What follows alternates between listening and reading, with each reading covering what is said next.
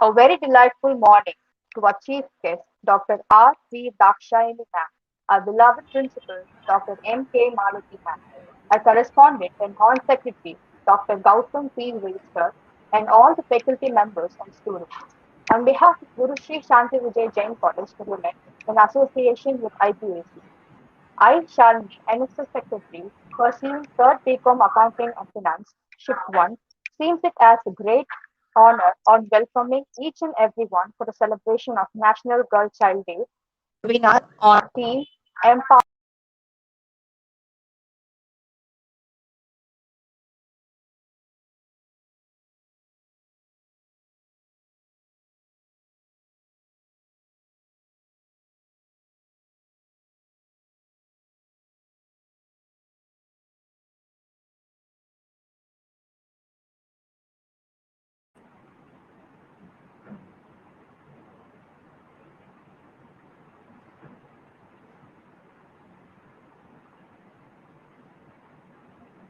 Good morning, one and all. I, Shalini, NSS Secretary, pursuing third BCom Accounting and Finance, seems it as a great honor of welcoming each and everyone for the celebration of National Girl Child Day to a webinar on theme Empowerment of Girl Child. A girl child is the pride and future of our nation. Empowering a girl child is empowering our future. We are happy in all of we are happy in having all of you take part in the session. On behalf of each and everyone, I would like to extend a cheerful welcome to our guest speaker, Dr. R. V. Dakshayani ma'am, Associate Professor of Pediatrics, Government Nagapattinam Medical College. She has done a postgraduate ICH and HSC in Madras Medical College. She was the editor of IAC TNSC in the period 2017 to 2021 and was editor of IAC CCP from 2015 to 2020. She was the secretary of IAC-CCP Adolescent Health Academy. She is also a member of EV, Indian Journal of Practical Pediatrics. She is the associate editor of Practical Pediatric Digest, illustrated textbooks for graduates. She is the editor of PICU protocols and the IJPP series.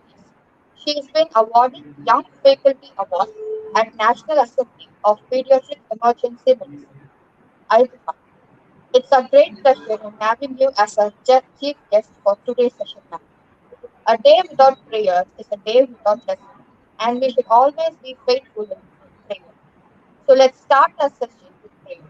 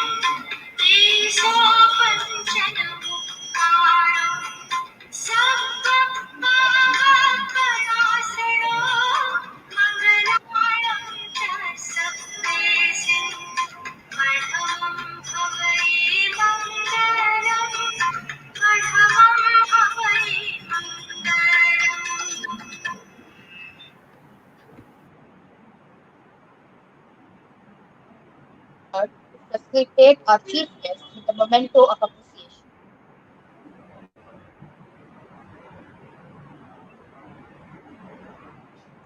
And now it's time for us to start our session.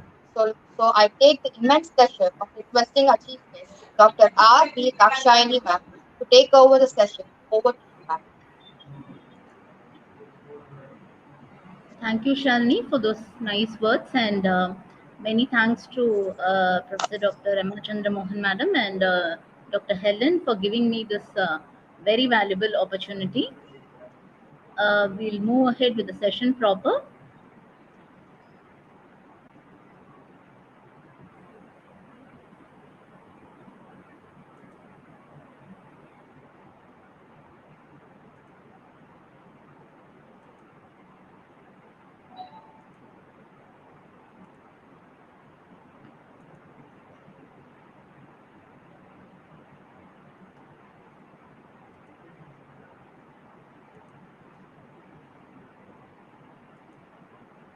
Is it visible, Shalini? Yes, ma'am. Yeah, thank you so much. Thank you, one and all. This is a very important day for all of us because I take pride in being a woman, a lady. So, being bestowed with this opportunity of addressing you girls on this very important day. So, I take pleasure in that. Thank you so much. So, this National Girl Child Day is being observed every year on January 24th since the year 2008. So, 2008, this was the first time when we started observing or rather celebrating a National Girl Child Day. This was started by the Government of India. The lead ministry is the Ministry of Women and Child Development. So the first national celebration, though it was started in the year 2008, the first national celebration was in the year 2009, and every year we had a theme, and the first theme was Save the Girl Child. How important was it to save the girl child? Because we knew the pinch, we could realize that we were losing out on girl children. So this theme came into vogue for that year. So, why January 24th? What is the importance and significance of this day? So, our first female Prime Minister, late Srimati Indira Gandhi, was sworn in on this day in the year 1966. And we all know that you need no better example regarding empowerment of women for a brighter future than our late Prime Minister, Mrs. Indira Gandhi. So, this is an important day in the history of India and to be precise, the history of world even. So every year this comes with a theme, and the theme for this year is a world without a girl is as impossible as a world without water. Can you ever imagine a world without water? Never. So important is water for us, and a girl child, as a daughter, a sister, a mother, is as important as water. And not, it is not amusing to note that all the rivers in India, even otherwise, have been named after women. This underlines the importance of women in day to day life. So, with this, every girl, each girl child has a dream, and it is the onus of the community, the society, the family as a whole to fulfill her dreams. The onus would be to give her life, invest in her education, very importantly, raise her as an equal citizen on par with the male folk, and love her unconditionally, and you will get back it in bounces. So, the very importance of this year would be because this year is the 75th year of Indian independence, and this has come under the banner Azadi Ka Amrit Mahotsav. It's not a Utsav, it's a Mahotsav. So this year is being celebrated under this banner, and the lead ministry, very importantly, has been the Ministry of Women and Child Development. And imagine the 75th year of Indian independence has paid honors, has given so much of importance to the girl child, and we have a propelling force forward even from the government of India. So, what are the highlights of this Azadi Ka Amrit Mahotsav? This has put into unison the Ministry of Cultural Affairs, Youth and Sports, Education, Department of Science and Technology. All departments have involved themselves in empowering the girl child. This year, felicitations will be given for young female achievers as young as less than 20 years of age and even until 75 years of age. And new schemes have been launched this year to aim at the girl child regarding the health and well-being of the girl child, women empowerment, women and child protection and safety, child rights, gender sensitization. And in this banner, You will have to take a selfie with a girl child and upload it at the portal of Ministry of Women and Child Development to gain awards. So, what is the need of the hour? The crux and the need of the hour is to empower girls for a brighter tomorrow. So, to achieve this, what are the objectives we need to face? Make the girl child aware of her rights. Make people around in the community and the society aware of the discrimination faced by the girl child in the country. Generate awareness about the need for girl child education, girl child health, and the nutrition, and make the environment around the girl child very positive. So we know this flagship program of the Government of India, which was launched in the year 2015, Save the Girl Child, Beti Bachao, Beti Padhao. This means save the girl child and educate the girl child, because every girl child is precious. Educate the girl child and strengthen the nation. Value the girl child and empower her with education. This has come into vogue with the context of a decline in the sex ratio. The sex ratio in India has been very dismal over the previous years, and it is very close to 930 is 2000. For every 1000 males, we have only 900 to 930 females, and this is dismally poor. Imagine every male wants a mother, a wife, a sister, but doesn't want a daughter. How is that even possible? So, first, the intentions. Having come to a peripheral area like the Nagapatnam Medical College, where I work in now, it's been there. The female feticide, which I've only heard over, is being practiced in distant parts of our state. So, the onus would be on to prevent female feticide. According to the National Family Health Survey 5, 929 is to 1000 is the sex ratio presently. And 8.3% more girls die under the age of 5. The under 5 mortality rate, if it is stratified sex wise, the under 5 mortality rate of boys is is better than the girls. This is according to the Child Survival Report of 2019. And thankfully, the Government of India came with the PNDT Act. This act prevents the discrimination of the female fetus based on you will not do a diagnostic test and ultrasound and reveal the sex of the baby. Thankfully, this came into force in the year 1994, and this helped in ending discrimination in the womb legally. Now, the onus is to increase awareness on the importance of a girl child.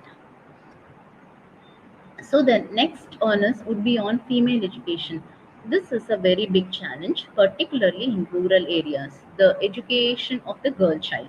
This is a very, very important step in paving a better tomorrow. The female literacy in India is 70.3%, whereas the male literacy rate is 84.7% as per the NSO data. Why does this even happen at all? This we know for obvious reasons.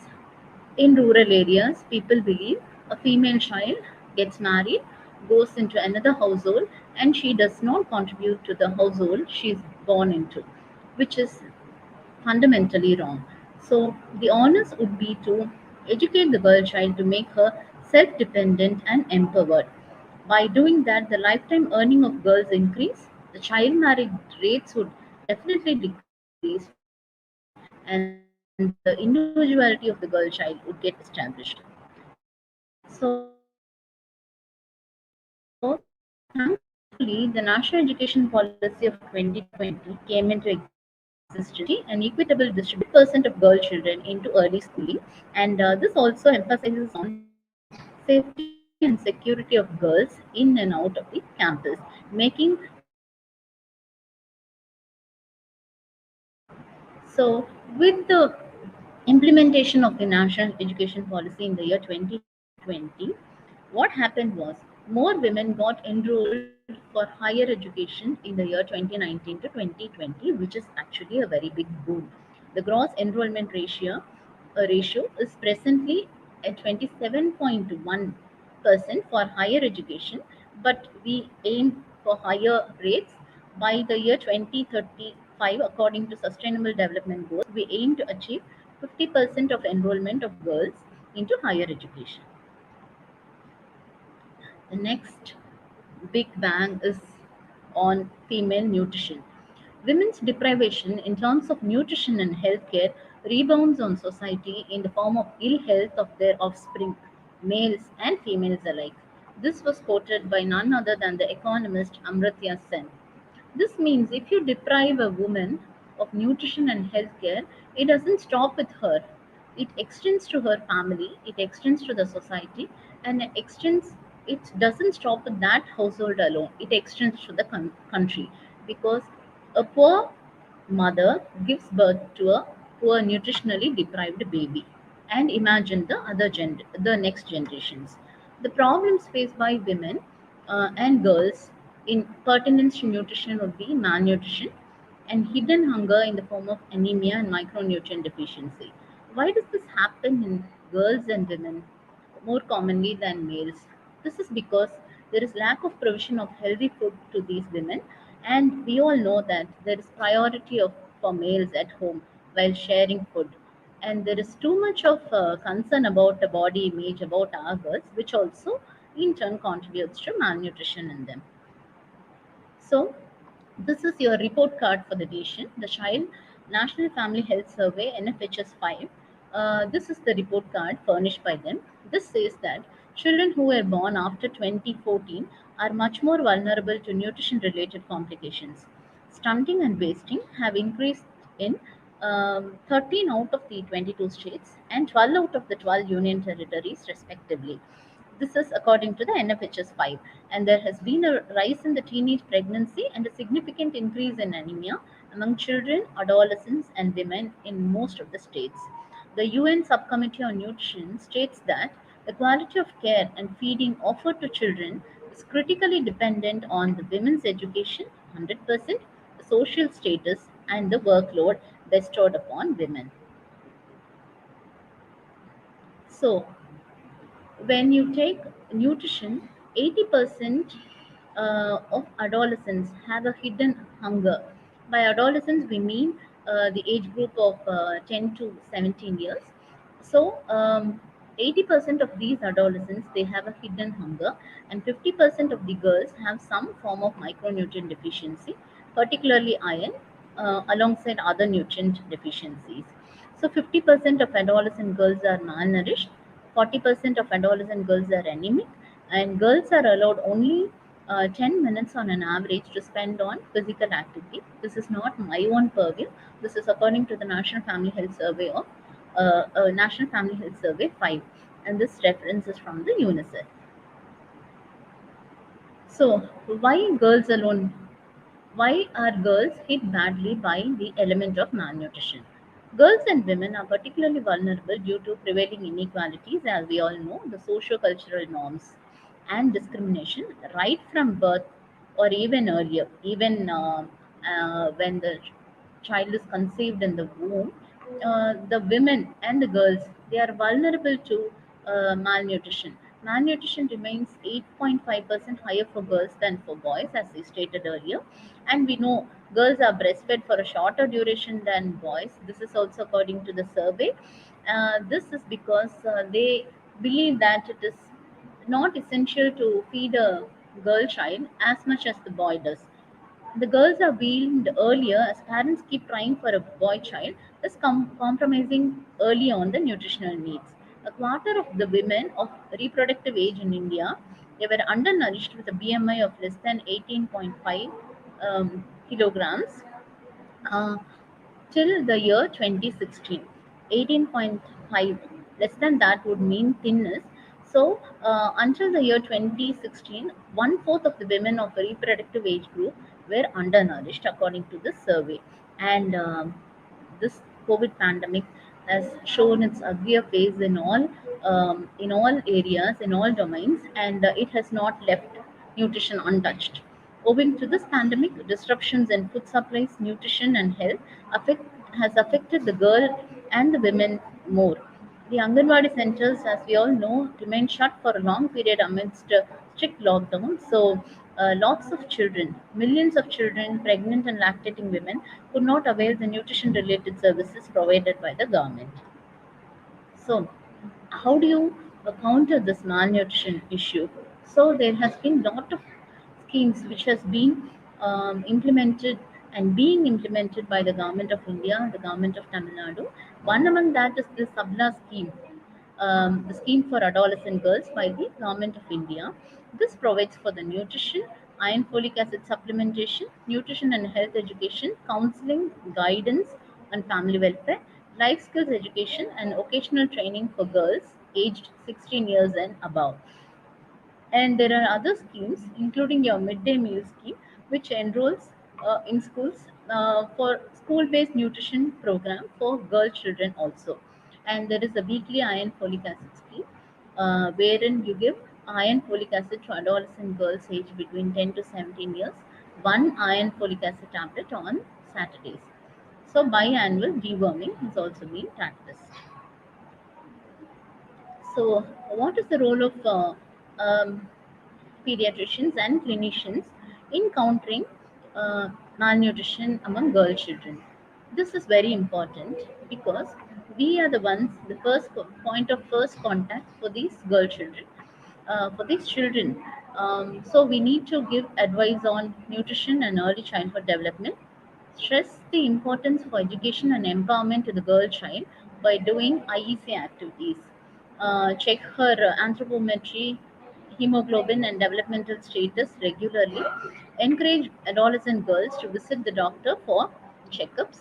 And when these girls visit Anganwadi centers and immunization clinics, we'll have to cater to their needs. And vaccination is very important, particularly adolescent vaccination has been emphasized lately, including your human papillomavirus vaccine. We'll have to apprise mothers on the necessity on focusing on the girl child because she is also a mother of the future generation. And another problem is your child marriage, and it has been estimated that child brides in India presently is around 24 million, which means they have married before the age of 18 years, and one fourth of children of the girl children are married before the age of 18 years in India. Thankfully, the Prohibition of Child Marriage Act came into vogue in the year 2006, but to no rescue because that has been happening always. This is commoner in girls in rural area, poor socioeconomic status girls. From the rural area, they are commonly seen as brides. And thankfully, one good news is that the government of India has come out with increasing the age of marriage to 21 years, and this bill has come up in the Lok Sabha in on 21st of December 2021. But there has been some resistance as always expected. So thankfully, if this gets passed, the age limit for marriage for girls will be increased from 18 years to 21 years across all religions. So this is another element. Thanks to the social media, this element of social injustice to girls and women has been brought into limelight than any time previously. So there has been lots of crime against innocent girls, and this social media has brought into light so many crimes that has been happening in the past. So thankfully, this POXO Act is your Prevention of Childhood Sexual Offences Act, which was implemented in the year 2012. This is a very important step in prevention of abuse among girl children, and we have seen that they have been subjected to acid attacks, honor killing, molestation, sexual abuse. Girl child trafficking, dowry related deaths, all that. And thankfully, this POXO Act, which was implemented, is a very big step in the right direction. So, scheme for other schemes available for girl child welfare, as already stated, inclusive of the Sabla scheme, we have the Beti Bachao, Beti Padao, the Sukanya Samriddhi Yojana, the Balika Samriddhi Yojana, the CBSE Udan scheme, single girl child scholarship, wherein you are entitled to a scholarship if you are a single girl child, and national scheme for secondary education. So this is yet another flagship scheme by the government of India, Khelo India scheme. This the lead ministry is the Ministry of Youth Affairs and Sports, and this focuses on removing barriers faced by girls to take part in sporting activities. This also increases facilities for sports and physical activities among girl children. And Department of Science and Technology, how has it contributed? This has offered many scholarships for girl students, and this has offered women scientist scholarship and women scientist fellowship. And this the Department of Science and Technology has in, has brought into implementation this scheme, because this marks the 50th year of the inauguration or implementation of the Department of Science and Technology. So this marks the 50th year, and this year they have come up with many scholarships for the girl children. So I'm happy that my sources are from the WHO, UNICEF, the Ministry of Women and Child Development, Health and Family Welfare Portal. Thanks to all these people for having made this possible, and thanks to all of you for listening patiently. Let us hope for a better tomorrow for girl children. Thank you so much.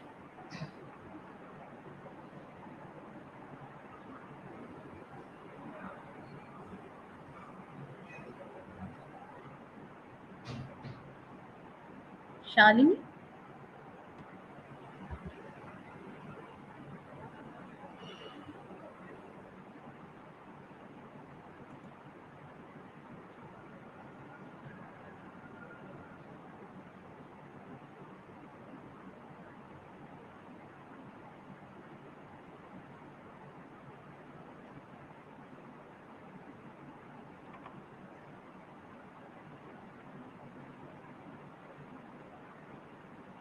Shalini?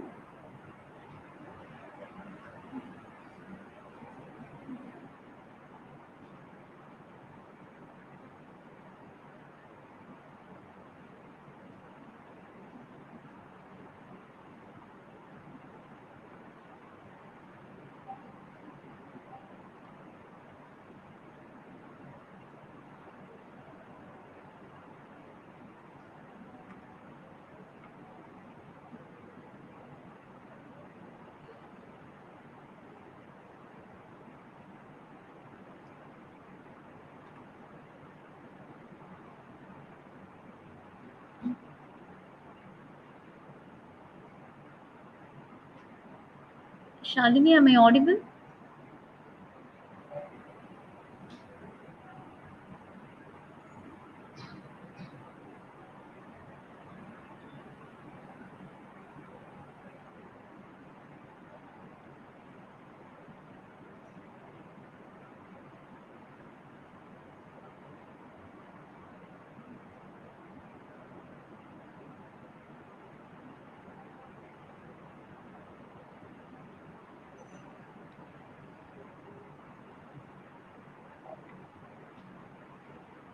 Shalini, am I audible? Yes, ma'am. Am I audible, ma'am? Yeah. Thank you for sharing such a thoughtful and inspiring session, ma'am, in Thank you such so a short much. period. Thank you so much, ma'am. No duty is more important of returning thanks.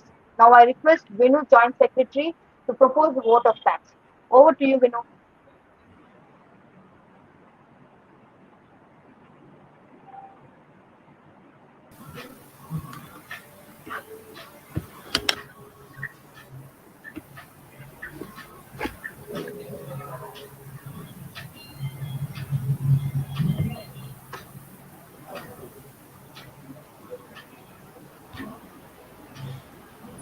Good afternoon, everyone. I, V. Vinu Josephine, 2nd BCom CA Ship 2, NSS Joint Secretary of GSS State College for Women, here to present oath of thanks for today's webinar. I would like to thank our chief guest, Dr. R.V. Dakshani, who honored this event with inspirational thoughts. Thank you for enlightening us coming live and for taking out time on your busy schedule, ma'am. I would like to thank our beloved principal, Dr. M.K. Malati, ma'am, Dr. Gautam P. Ved, sir, Honorable Secretary and Correspondent, and our NSS Program Officer, Dr. J. Helen, ma'am, staff members, participants, volunteers, and most importantly, our students. Thank you once again, each and every one of you. Thank you.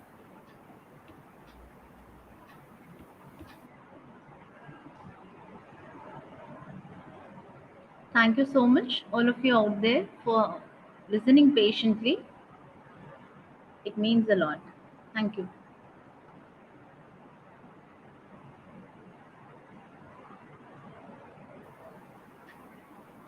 Let's raise for the national anthem.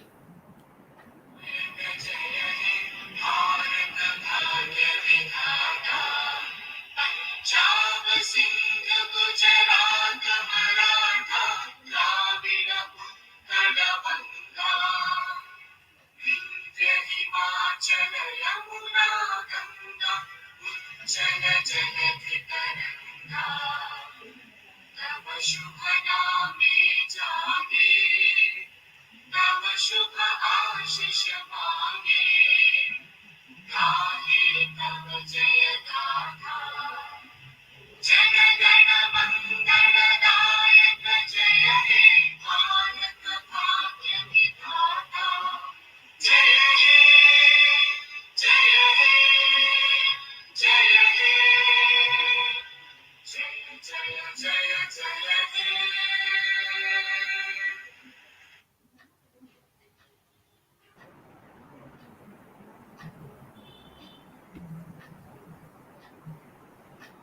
Thank you, ma'am. Thank you. Shalini, do we close down?